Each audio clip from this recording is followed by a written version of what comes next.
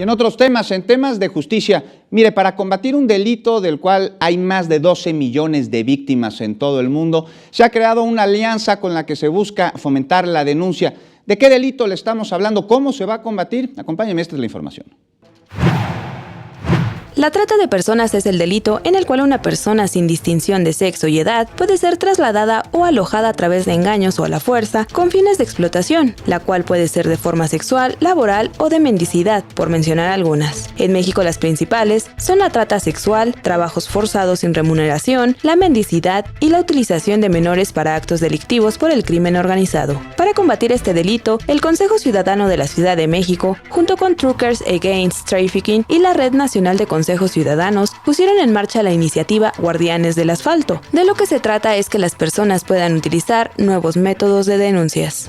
Que podamos utilizar los medios de denuncia que el Consejo Ciudadano o la Red Nacional de Consejos Ciudadanos ha hecho, lo que son las líneas ciudadanas, en donde no le vas a preguntar a la persona ni quién es, ni dónde está, ni cuál es su número de identificación o su número de placa, sino que se sienta con la tranquilidad y la seguridad que su denuncia es segura.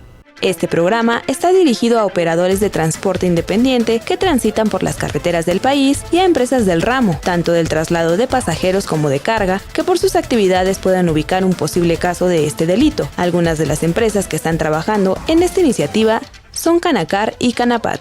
También estamos ofreciendo, ya sea de manera individual o en el caso con organizaciones, con asociaciones y con compañías, de poder ir a sus instalaciones a dar estas capacitaciones y certificaciones, o en las instalaciones del Consejo o en cualquier otro espacio que encontremos que se pueda llevar a cabo. Para mayor información puede contactar a personal especializado en el correo saberescc@consejociudadanodf.org.mx o a la Línea Nacional contra la Trata de Personas al 01-855-33-000.